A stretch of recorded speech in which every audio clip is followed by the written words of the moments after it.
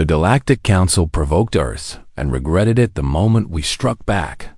The stars had always called to humanity. For thousands of years, people looked up at the night sky and wondered what was out there. They dreamed of distant worlds, of alien life, of adventures among the stars. By the year 2147, those dreams had become reality.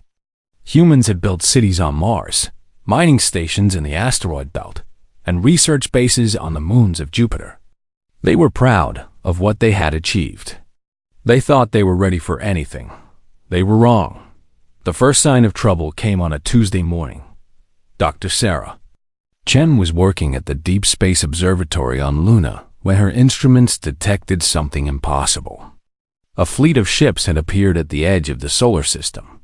Not one ship, not 10, over 200 vessels, each one larger than anything humanity had ever built. They moved through space with a grace that made human ships look like children's toys. Sarah's hand shook as she sent the alert to Earth. Within hours, the entire planet knew. Humanity was not alone in the universe, and whatever had come to visit them was far more advanced than anyone had imagined. The alien fleet took 3 days to reach Earth. During that time, the world held its breath. Some people celebrated, believing this was the moment humanity would join a galactic community of peace and knowledge. Others feared the worst. Military forces around the world went on high alert. Though everyone knew their weapons would be useless against such technology, when the lead ship finally took position above the United Nations headquarters in Geneva, a message was broadcast to every screen, every radio, every device on Earth. The face that appeared was not human. It had gray skin, 4 eyes arranged in a diamond pattern, and a mouth full of small, sharp teeth. It wore elaborate robes covered in symbols that glowed with soft light. "I am Ambassador Velkreth of the Theshan hegemony," the creature said. Its voice was cold and smooth, like ice sliding over metal. "I speak for the Galactic Council, the governing body of all civilized species in this region of space. We have watched your kind for some time. You have reached a level of development that requires our attention." People around the world leaned closer to their screens, hoping for words of friendship and cooperation. "The Council has decided to extend the offer of integration to your species," Velkreth continued.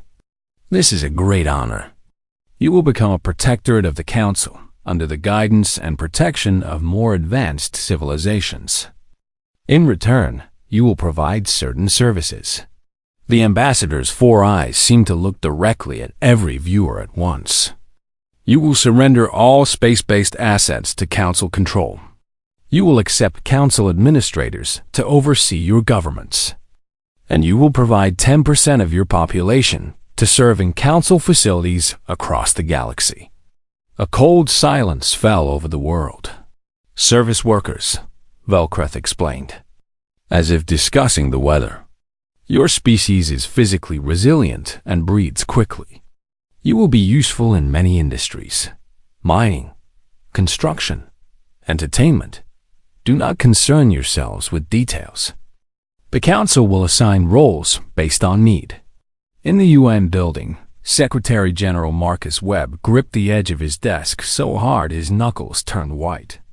10% of the population. That was 800 million people.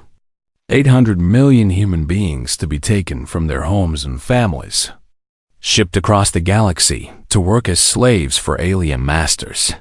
"You have 30 standard cycles to accept these terms," Velkreth said.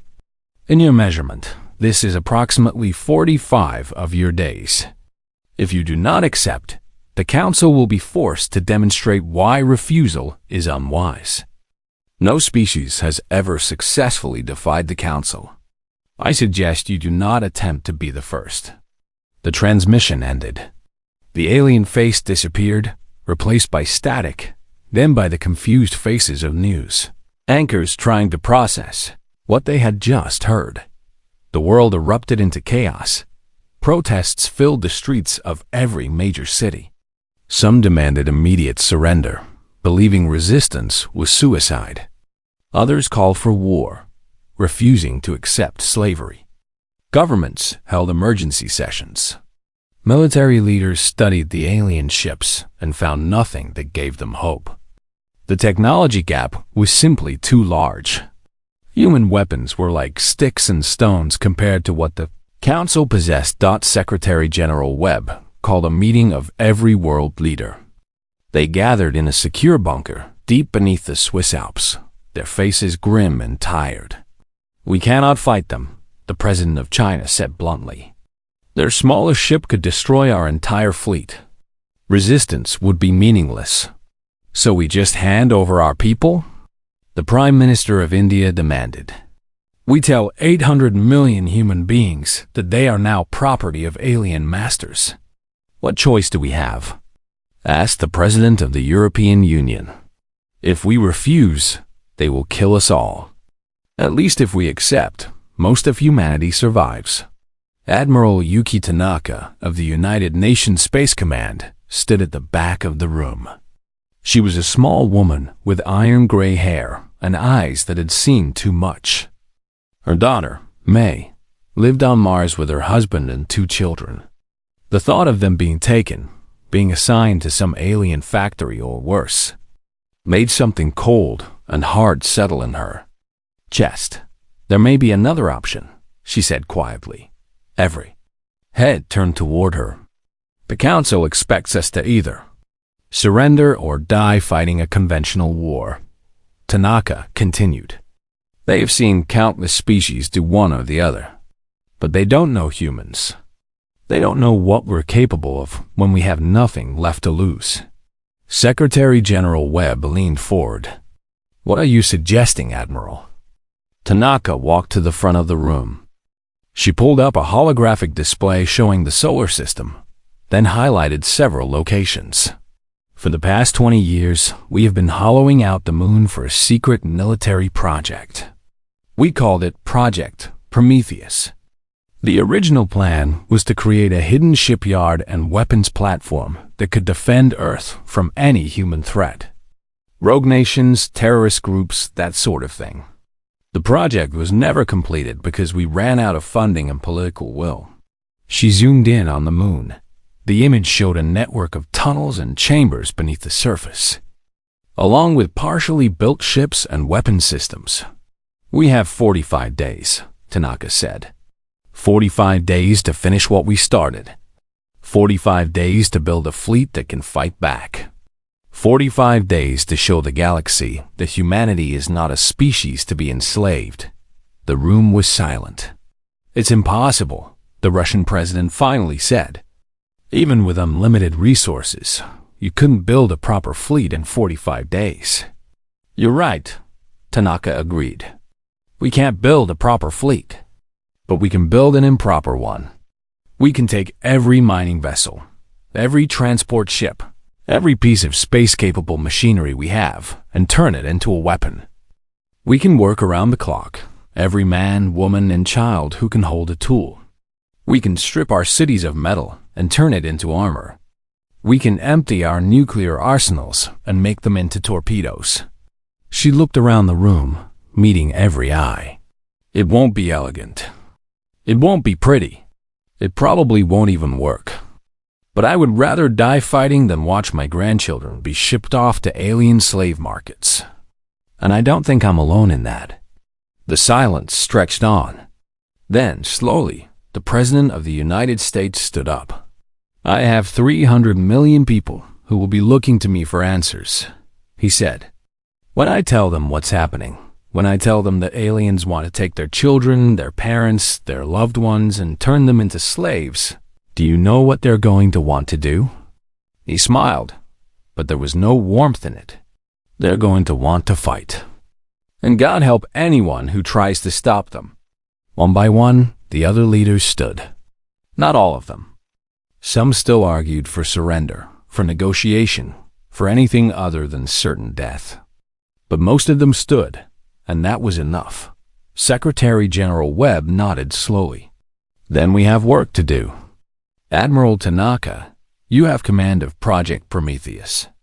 Every resource on Earth and in our colonies is at your disposal. Every person who volunteers will be put to work." Tanaka saluted. Her heart was pounding, but her voice was steady. "One more thing," she said. "The Council cannot know what we're doing. They're watching us. If they see us building weapons, they'll attack early. We need to make them think we're still deciding, still debating, still weak and confused." "A deception," Webb said. "The greatest deception in human history," Tanaka confirmed. "We show them frightened politicians arguing in circles. We show them protests and panic. We show them exactly what they expect to see. And behind that mask, we prepare for war." The meeting ended. The leaders returned to their countries. The mask went up. To anyone watching from outside, it looked like humanity was falling apart, too divided and scared to resist. The Council watched and waited, confident in their victory. They didn't see the factories working through the night. They didn't see the volunteers flooding into recruitment centers. They didn't see the scientists and engineers sleeping 2 hours a night while they invented impossible things. They didn't see the miners strapping weapons to their ships and practicing attack runs through the asteroid belt.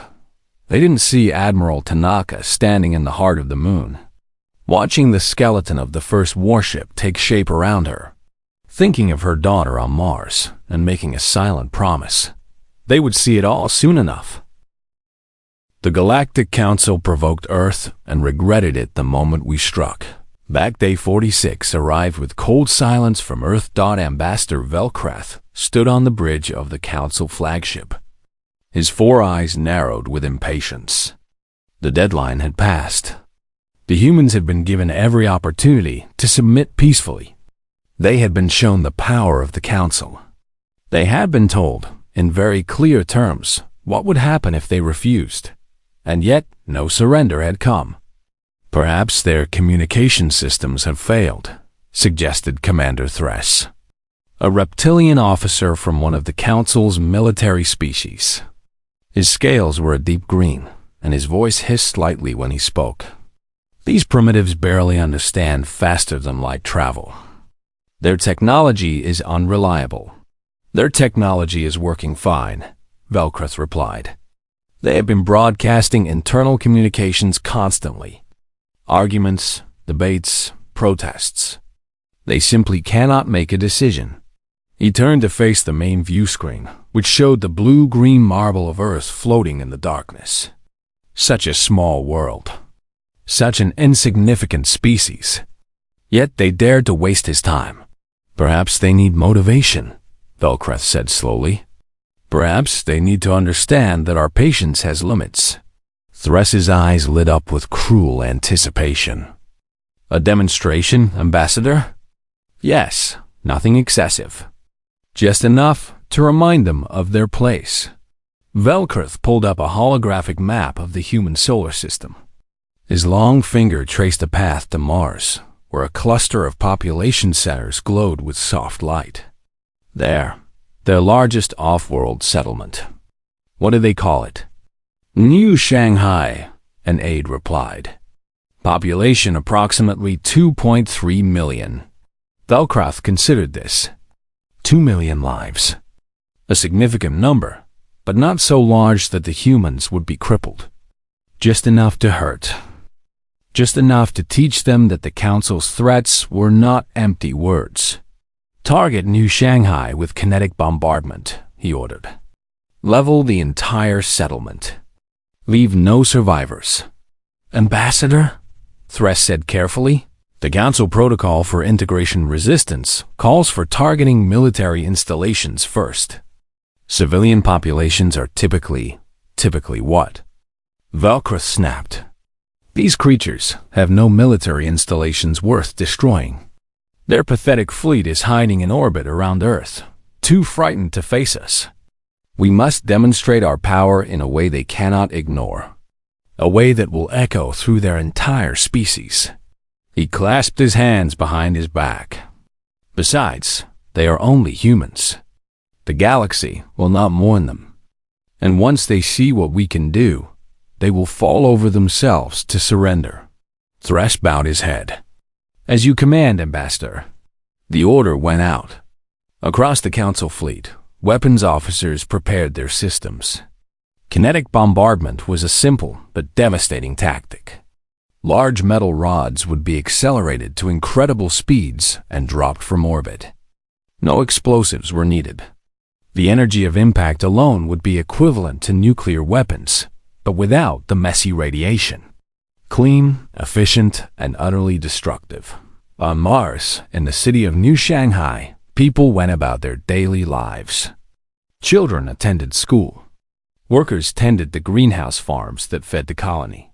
Families planned their evenings, made dinner reservations, argued about trivial things. They knew about the aliens, of course.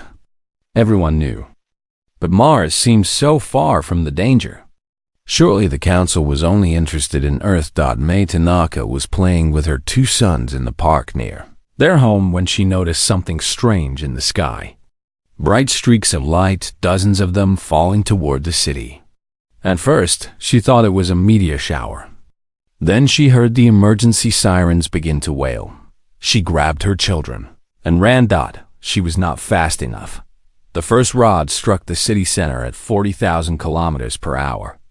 The impact created a shock wave that flattened buildings for kilometers in every direction. More rods followed, falling like the fingers of an angry god, each one bringing destruction and death. In 90 seconds, New Shanghai ceased to exist. Where a thriving city had stood, there was only a crater of molten rock and scattered debris. 2.3 million human beings died in less than 2 minutes. The Council broadcast the attack across their entire network. Hundreds of worlds watched as the human colony was erased from existence. This was how the Council dealt with resistance. This was why no species had ever successfully defied them. Submit or be destroyed. There was no third option. Velkrith expected the humans to break. He expected weeping leaders begging for mercy. He expected emergency broadcasts announcing immediate surrender. He expected the same reaction every other species had shown when faced with Council power. What he got was silence. Every human broadcast channel went dark. No news, no government announcements, no panic, just empty static where billions of voices had been moments before. What is happening? Velkrith demanded. Why have they stopped transmitting? His aides scrambled to find answers. Minutes stretched into hours. The silence continued. It was unsettling, even for beings who had conquered dozens of worlds. This was not how conquered species behaved. They should be screaming, begging, pleading for the violence to stop. Ambassador, an intelligence officer, reported, "We are detecting unusual activity throughout the human system. Energy signatures we cannot identify. Mass movements of materials and personnel. Something is happening on their moon." The moon? Velkrith moved to examine the sensor readings. The human moon was a dead rock, useless for anything except scientific study. Or so they had assumed. But the readings showed heat signatures deep beneath the surface. Power generation. Movement. "They are hiding something," Thresh observed. "Some kind of underground facility." "It doesn't matter," Velkrith said, though a small seed of doubt had begun to grow in his mind. "Whatever they are building, it cannot possibly threaten our fleet. Their technology is centuries behind ours." He turned away from the sensors. "Prepare the fleet to move toward Earth. The humans have had their warning. Now they will receive their lesson. We will occupy their planet and begin the integration process immediately. Any who resist will join their dead on Mars." The Council fleet began to move. 200 warships, each one capable of devastating an entire world, formed up and set course for Earth. Victory was certain. It had to be certain. The alternative was unthinkable. On Earth, In the secret chambers beneath the lunar surface, Admiral Yuki Tanaka stood alone in her quarters. In her hands, she held a photograph of her daughter May and her 2 grandsons. The image had been taken 6 months ago, during a family vacation to the Martian canyons. They had been so happy that day. Now they were gone, vaporized, not even bodies left to bury. Tanaka did not cry. She had moved beyond tears. Something inside her had frozen solid, replaced by a cold fury that would not fade, until every being responsible for this atrocity had paid the price. Her communication device buzzed. She answered it without looking. "Admiral," said the voice of Secretary General Webb. His tone was hollow with grief. "The Council fleet is moving toward Earth. Our time of hiding is almost over. Are we ready?" Tanaka looked around her quarters. Through the reinforced window, she could see the vast construction bay where the Wrath fleet was taking shape. 2,000 ships, built in 45 days of sleepless labor. They were ugly things, cobbled together from mining vessels and cargo haulers and anything else that could hold a weapon. They were not elegant like the Council warships, but they were built by human hands. Hands that had worked through the news of New Shanghai, through the tears and the screams and the rage. Hands that had kept building when bodies collapsed from exhaustion. Hands that knew exactly what they were building and why. "We are ready," Tanaka said. "Every ship is armed. Every crew is in position. We have been ready since we learned what they did to Mars." "The Council doesn't know what's waiting for them," Webb said. "No. They think they broke us. They think we're huddled in the dark, too frightened to resist." Tanaka's voice hardened. "They will learn otherwise. What should we tell the people? Everyone is waiting for some kind of message." Tanaka thought for a moment. What words could possibly capture what humanity was feeling? What phrases could express the rage, the grief, the determination that burned in every human heart? "Tell them to look at the sky," she said finally. "Tell them to remember New Shanghai. Tell them to remember the children who died there, the families that were erased, the futures that were stolen. And tell them that we will answer. We will answer in fire and steel and blood. We will answer so loudly that every species in the galaxy will hear it." She ended the call and turned back to the window. Below her, workers swarmed over the ships, making final preparations. Pilots ran through their pre-flight checks. Weapons officers loaded missiles and torpedoes. Engineers tested systems one last time. They were not soldiers. Most of them had never fired a weapon in their lives. They were miners and farmers and teachers and artists. They were parents and children, brothers and sisters, friends and lovers.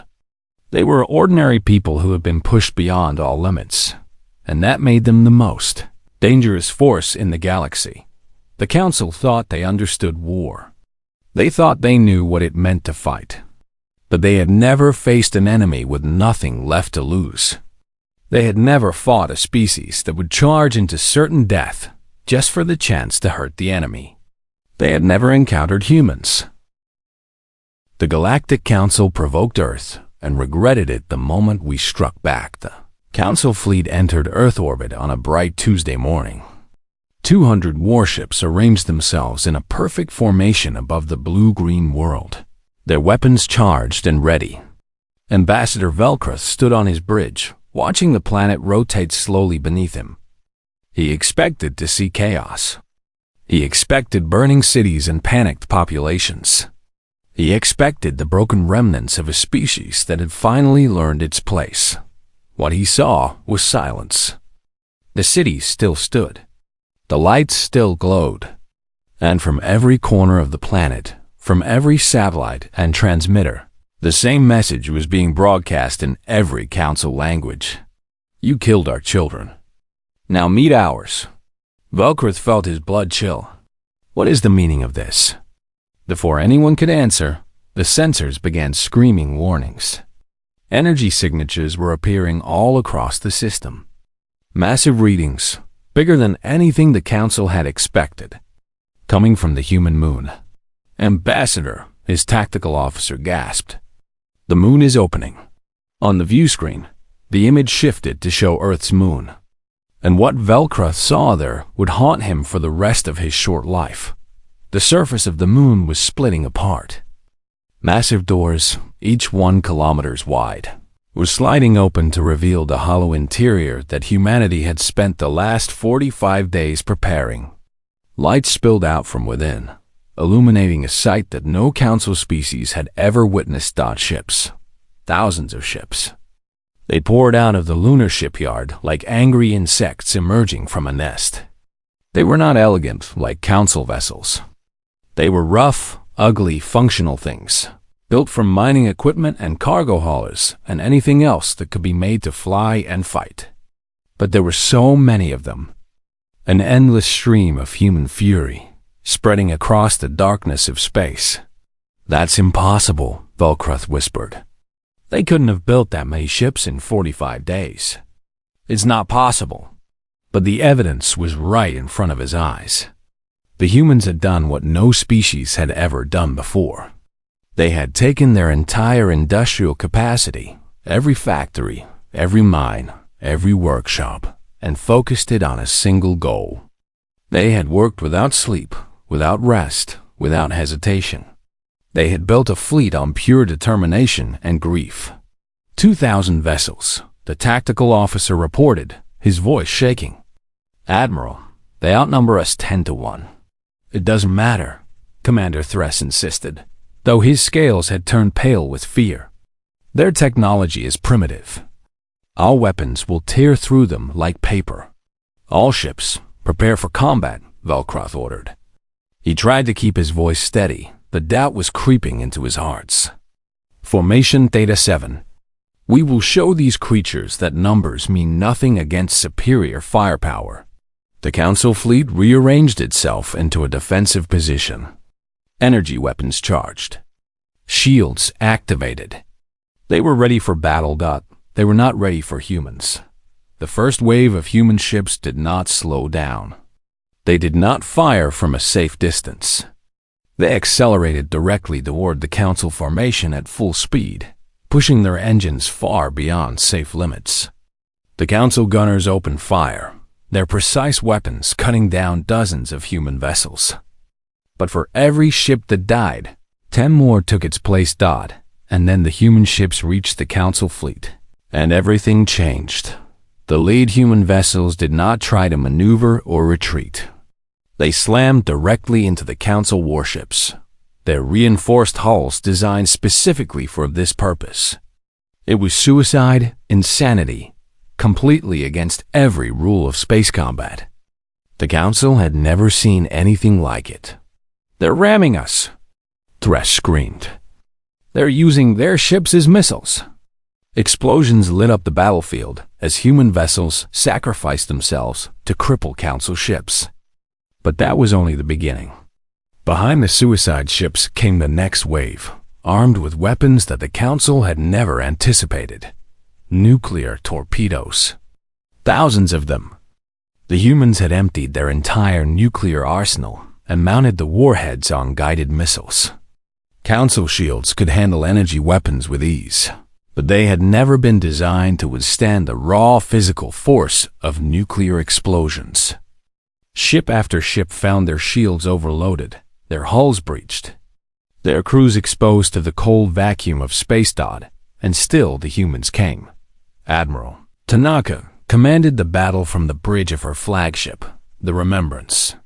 She had named the ship herself in honor of everyone who had died on Mars.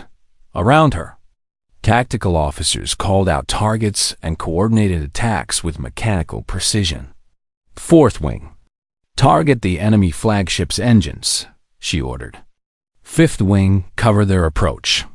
Sixth Wing, prepare for boarding actions." "Boarding actions?" Her first officer questioned. "Admiral, our Marines will be slaughtered in close combat. The Council species are physically superior." "They're physically superior one-on-one," Tanaka agreed. "But we're not sending one. We're sending 50. The boarding pods launched from human ships and attached themselves to crippled Council vessels. Marines in heavy armor cut through the hulls and poured inside, weapons blazing. They fought with a fury that the Council soldiers had never witnessed. Human beings who should have retreated kept fighting. Wounded humans kept shooting. Dying humans used their last breath to pull the pins on grenades. On one Council destroyer, a Deshan warrior confronted a human marine who had lost his weapon. The alien was twice the human size, with natural armor and claws that could tear through metal. The human should have surrendered. Instead, he charged forward, grabbed the alien's throat, and held on with impossible strength while his squad mates finished the enemy off. "Why won't you stop?" The dying Deshan gasped. The human looked at him with cold eyes. "You killed our children. That was all. That was everything." 3 words that explained why these primitive creatures were tearing through the greatest military force in the galaxy. Back on the Council flagship, Ambassador Velkrath watched his fleet dying around him. More than half his ships were already destroyed or disabled. The humans showed no signs of slowing down. For every vessel they lost, they seemed to fight harder, as if each death only added fuel to their rage. "Ambassador, we must retreat," Thress urged. "We cannot win this battle. We must fall back to Council space and regroup." "Retreat?" Velkrath turned on his commander with fury in his eyes. "The Council has never retreated from primitives. We are the masters of this galaxy.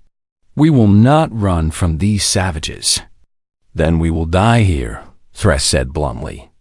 "All of us. Is your pride worth the lives of every being in this fleet?" Before Velkrath could respond, another explosion rocked the ship. Warning alarms filled the bridge.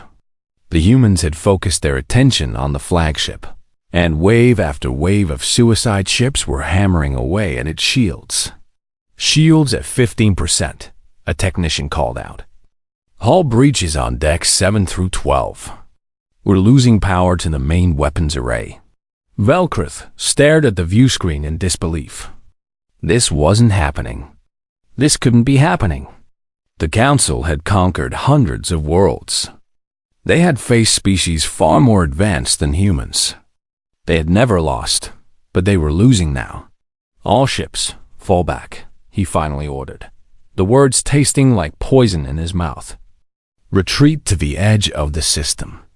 We will regroup and—" He never finished the sentence. A human torpedo struck the flagship's bridge, killing Ambassador Velkrath and most of his senior staff instantly.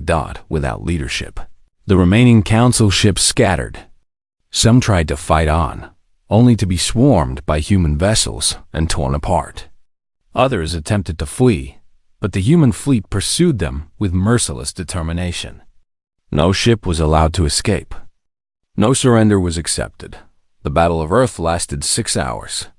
When it was over, not a single Council warship remained operational. The space around Earth was filled with debris, the wreckage of both human and alien vessels floating silently in the void. On the bridge of the Remembrance, Admiral Tanaka surveyed the aftermath. Her fleet had paid a terrible price. Nearly half of the 2,000 ships were destroyed or damaged beyond repair.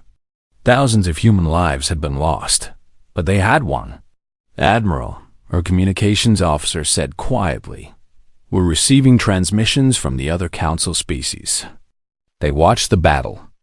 The whole galaxy watched. What are they saying? They're asking questions. They want to know who we are, what we are, how we did what we just did. Tanaka walked to the main view screen. She could see Earth floating peacefully below, unaware of how close it had come to destruction.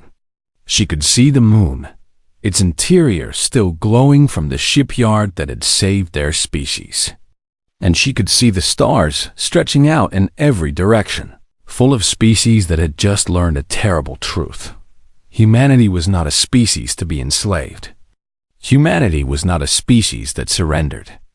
Humanity was something the galaxy had never seen before, and would never forget. "Open a channel to the Council home systems," Tanaka ordered. Every species, every world, everyone who served under the Council's banner. Her officers obeyed. The channel opened. Trillions of beings across hundreds of worlds waited to hear what the humans would say. Tanaka stood straight and spoke clearly. "This is Admiral Yuki Tanaka of the United Nations Space Command. Your ambassador came to our system with demands for our submission. When we refused, he murdered 2.3 million innocent people to teach us our place. The Galactic Council provoked Earth and regretted it the moment we struck back. The galaxy had never seen anything like it. The humans were not supposed to survive. They were not supposed to win. They were certainly not supposed to go on the offensive. But 60 days after the Battle of Earth, human warships appeared in Council space for the first time. And they did not come to negotiate. The first target was a Council supply station, orbiting a gas giant at the edge of civilized space. It was a minor facility, barely defended, used primarily to refuel ships traveling between systems. The Council expected the humans to be licking their wounds, rebuilding their shattered fleet, preparing defenses for the inevitable counterattack. Instead, a squadron of human vessels dropped out of faster-than-light travel directly above the station. They broadcast a simple message in the Council's primary language: "Evacuate all personnel. You have 1 hour." The station commander laughed and refused. These primitives had gotten lucky once, he thought. They would not get lucky again. He activated the station's defenses and sent a distress call to the nearest military base. The humans waited exactly 1 hour. Then they destroyed the station with brutal efficiency. The commander and his staff were captured alive. When asked why they had given warning, the human commander replied, "We're not monsters. But we're not merciful either. Not anymore." News of the attack spread across the Council network. Species that had watched humanity's desperate victory now watched with growing unease as the humans began their march through Council territory. They were not conquering worlds or occupying systems. They were targeting military installations, supply lines, communication networks. They were dismantling the infrastructure that allowed the Council to project power across the galaxy and everywhere they went. They delivered the same message to the species living under Council rule: you don't have to serve them anymore. Join us, stay neutral, or run away. We don't care. But the Council's time is over. Many species were too frightened to respond. They had lived under Council domination for centuries, sometimes millennia. The idea of defying their masters was unthinkable. But some species listened. Some species have been waiting for this moment longer than humanity had existed. The first to join were the Karathi, a small species from a desert world who had been conquered 500 years ago. Their entire population had been forced into mining operations, extracting rare minerals for Council industries. When human ships arrived in their system, the Karathi workers rose up against their overseers and offered their knowledge of Council operations. "Why do you help us?" Admiral Tanaka asked their leader, a weathered old Karathi named Ven. "You don't know anything about humans. We could be worse than the Council." Ven looked at her with ancient eyes. "We have watched your species. We saw what they did to your colony on Mars. We saw how you responded. Any species that fights that hard for their children deserves our help." He paused, then added quietly, "Besides, you gave the station warning. The Council never gave us warning. Not once in 500 years. The Karathi were only the beginning." As news of human victory spread, more species began to defect. They shared intelligence about Council fleet movements, military bases, and weaknesses that the humans would never have discovered on their own. The human fleet grew, not in ships, but in allies. Back on Earth, people struggled to understand what was happening. Their sons and daughters were fighting a war across the stars, light years away from home. News came in fragments. Victory here, defeat there, always tinged with the names of the fallen. Every family had lost someone. Every community held vigils for those who would never return. But they did not ask their leaders to stop. They did not demand peace at any price. Instead, they worked harder. New ships left the lunar shipyard every week. New weapons were designed and tested.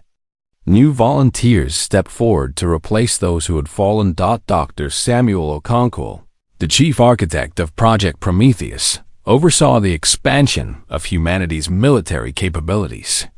He was a brilliant engineer who had spent his career building things. Now he spent his days designing weapons capable of killing beings he had never met, from species he had never imagined. One night, alone in his laboratory, he found himself staring at the blueprints for a new missile system. It was efficient, deadly, and completely soulless. Just lines on a screen that would translate into thousands of deaths. What have we become? He whispered to himself. A voice answered from the doorway. We've become what they made us. Okonkwo turned to find Admiral Tanaka standing there. She had returned to Earth briefly to coordinate the next phase of operations. Her face was tired, marked by the weight of command, but her eyes were still sharp. I keep thinking about who we were before all this, Okonkwo said. We were builders, explorers, dreamers. Now all we do is destroy. We didn't choose this, Tanaka reminded him. They came to our home. They murdered our people. They tried to enslave our entire species. Every life we take, every system we attack, is because they forced us down this path. That doesn't make it easier. No, it doesn't. Tanaka walked to the window and looked out at the earth below. Do you know what the worst part is? I used to believe that if we ever met aliens, we would find common ground. That intelligence would recognize intelligence. That we would trade knowledge, share culture, grow together. She laughed bitterly. Instead, we found out that the galaxy is just as cruel as humanity at its worst. Maybe worse. At least we try to be better. The Council never even considered treating other species as equals. Okonkwo was silent for a moment. So what do? Keep fighting until everyone is dead? No. We fight until they surrender. We fight until they accept that the old ways are finished. And then, Tanaka's voice softened. Then we build something better. A galaxy where species help each other instead of enslaving each other. Where strength protects the weak instead of crushing them. Do you really believe that's possible? Tanaka turned to face him. I have to believe it. Otherwise, what are we fighting for? Just revenge? Just survival? That's not enough. We need to be fighting for something worth building. Otherwise, we're no better than them. The conversation stayed with Okonkwo as he returned to his work. He redesigned the missile system, adding a modification that would allow it to be used for asteroid mining after the war. A small thing, perhaps meaningless in the face of so much death. But it was a reminder that humanity could still create, even while it destroyed. 6 months into the war, the human fleet reached the Deshan home system. This was the heart of Council power, the world that had ordered the attack on New Shanghai. Admiral Tanaka had been waiting for this moment since she watched her daughter die. The Deshan military fought desperately to defend their world. They had learned from earlier defeats and adapted their tactics. For 2 days, the battle raged around their planet, neither side able to gain a decisive advantage. Then Tanaka made a decision that would define humanity's place in the galaxy. She broadcast a message to the Deshan civilian population. People of Desha, this is Admiral Yuki Tanaka of the human fleet. Your military ordered the destruction of our colony on Mars, killing 2.3 million innocent people. We have come to hold those responsible accountable. She paused, then continued in a softer voice. But we have not come to murder your civilians as they murdered ours. We are not the Council. We do not punish entire species for the crimes of their leaders. Any civilian vessel that wishes to evacuate will be allowed to pass through our lines unharmed. We give you our word. The Leshan High Command was stunned. This was not how war was conducted. Civilians were always acceptable targets. Every species knew this, but the humans kept their word. Civilian transports fled the system, and not one was attacked. Human ships escorted them to safe distances, protecting them from debris and navigational hazards. Leshan refugees later described the surreal experience of being guided to safety by the very fleet that was destroying their military. When the battle ended, the Leshan military was broken. Their orbital defenses were shattered. Their fleet was scattered or destroyed. But their cities still stood. Their civilians were alive. Elder Thiessen Morath, one of the few council leaders who had argued against provoking humanity, requested a meeting with Admiral Tanaka. They met on a neutral station surrounded by guards from both species. Why? Morath asked. You had every right to destroy us completely. After what Velkreth did, no one would have blamed you. Tanaka studied the old alien for a long moment.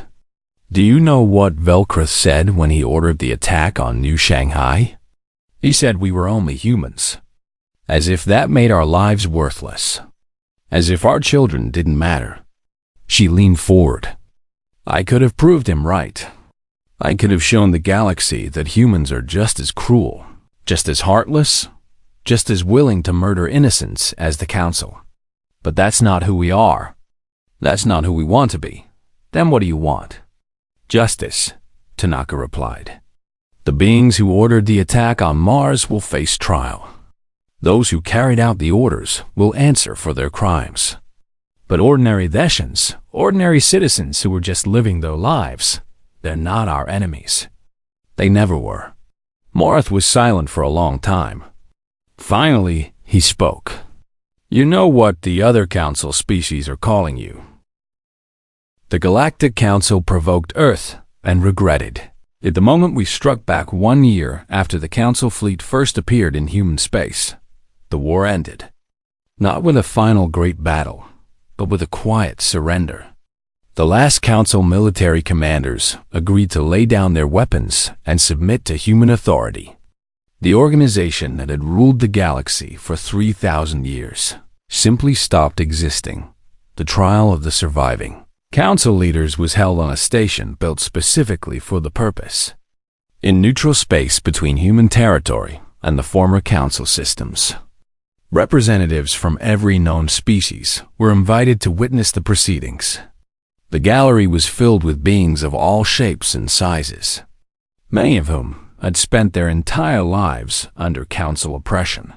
The most important defendant was Commander Thress, the reptilian officer who had carried out Ambassador Velkreth's orders at New Shanghai. Velkreth himself was dead, killed during the Battle of Earth, but Thress had survived. He stood in the defendant's box, his once proud scales now dull and faded, his eyes empty of hope. Admiral Yuki Tanaka sat in the front row of the gallery. She had requested the right to attend every session of the trial.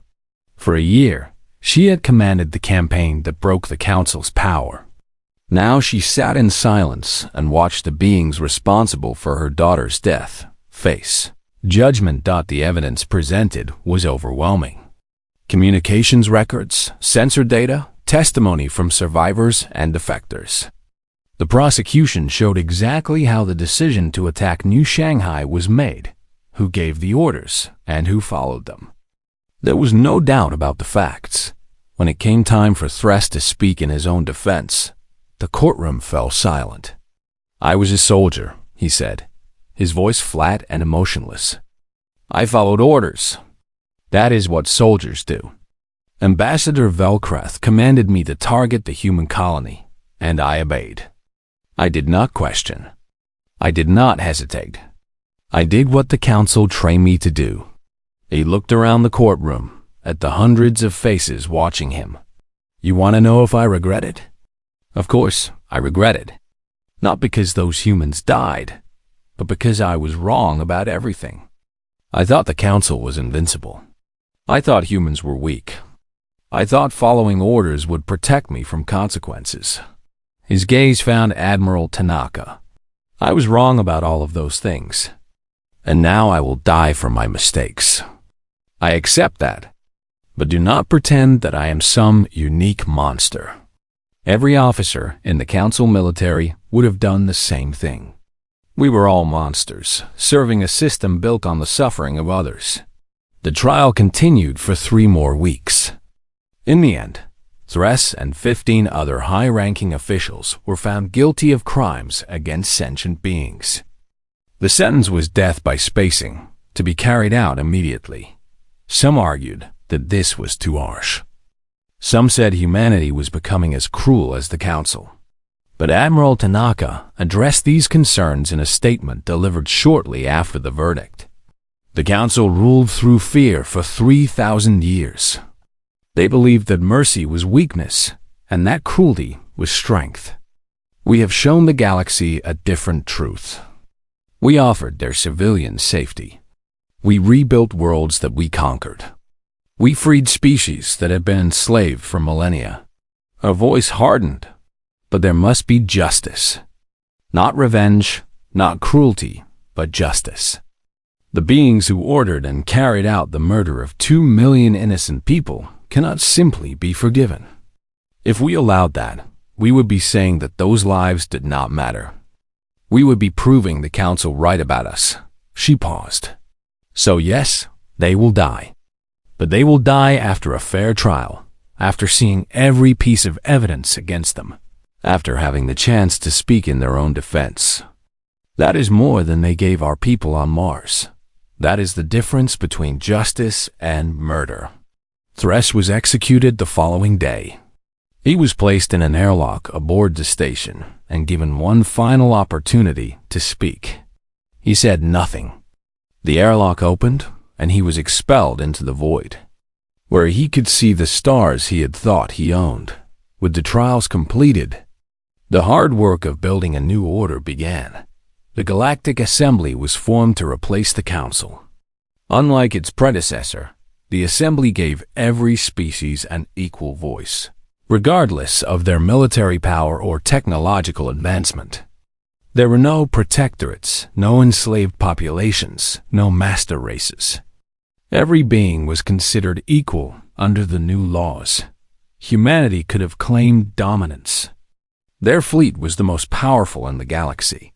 Their technology, while still developing, had proven capable of defeating far more advanced opponents. Many expected them to become the new Council, ruling through force just as the old masters had. Instead, they chose a different path. Secretary General Marcus Webb, now elderly and tired from the years of war, addressed the first full session of the Galactic Assembly. "We did not fight to become conquerors," he said. "We did not sacrifice millions of our people so that we could enslave others in their place.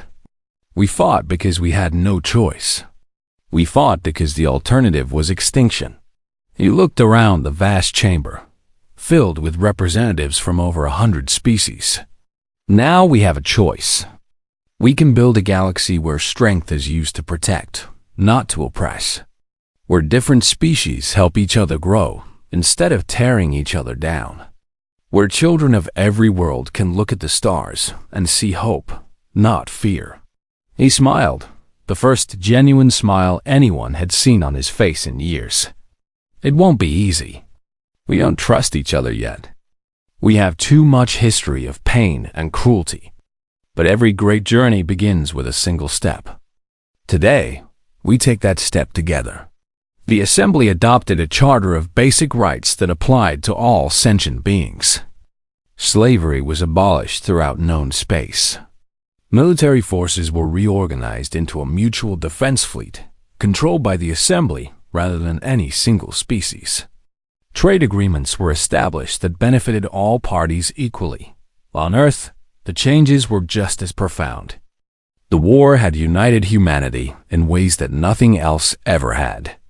Nations that had been rivals for centuries found themselves working together. Old conflicts seemed petty compared to what they had faced and overcome. Memorials were built on every continent, honoring those who had died in the war. The largest was on the site of the former United Nations headquarters, a towering structure of glass and steel that contained the names of every human being who had fallen. At its center was a smaller memorial, dedicated specifically to the victims of New Shanghai. Admiral Tanaka visited that memorial on the first anniversary of the attack. She stood before the wall of names until she found the one she was looking for. Mei Tanaka, Koji Tanaka, Hiro Tanaka, her daughter, her son-in-law, her grandson. She placed her hand on the cold stone and closed her eyes. "We won," she whispered. "We won, and we built something better. I hope you would be proud of what we've become." A sound made her turn. A young girl stood nearby, perhaps 7 or 8 years old, watching her with curious eyes. A Dacian girl, recognizable by her gray skin and 4 eyes, though her features were softer than adult Dacians. "Are you the human admiral?" The girl asked in accented but clear English. "My mother said you were the one who let us escape during the battle." Tanaka nodded slowly. "I'm Admiral Tanaka. What's your name?" "Kira. My family lives on the settlement world now. The one the humans helped us build." She fidgeted nervously. "I wanted to say thank you. My mother says we would have died if you hadn't let us go." Tanaka knelt down so she was at eye level with the child. "You don't need to thank me, Kira. Protecting children is what we should do. All of us. That's what this memorial is about. Making sure no one ever has to lose their family to war again." The girl nodded seriously. "My mother says humans are scary.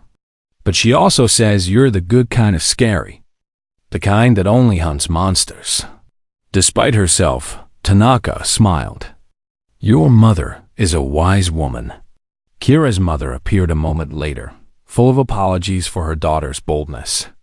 But Tanaka waved them away, insisting that meeting Kira had been the best part of her day. As the Dacian family walked away, Tanaka turned back to the memorial. She thought about everything that had happened. The terror of first contact, the agony of New Shanghai, the fury of the battles that followed, the difficult work of building peace from the ashes of war. None of it had been easy. None of it had been clean. They had made mistakes. They had done things that haunted them. They had become, for a time, the monsters they had fought against. But in the end, they had chosen to be something more. They had chosen to offer mercy alongside strength. They had chosen to build rather than destroy. They had chosen to prove that humanity was not defined by its capacity for violence, but by its capacity for compassion. A delegation of diplomats approached, summoning her to yet another meeting about yet another galactic crisis. The work was never finished. There would always be conflicts to resolve, wounds to heal, bridges to build. But that was all right. That was what it meant to be part of something larger than yourself. That was what it meant to be human. Tanaka took one last look at the names on the wall. Her daughter, her grandchildren, all the others who had died so that humanity could survive. "Rest well," she said quietly. "We'll take it from here." Then she turned and walked toward the future, leaving the past behind but carrying it with her always. The galaxy would never forget what humanity had done.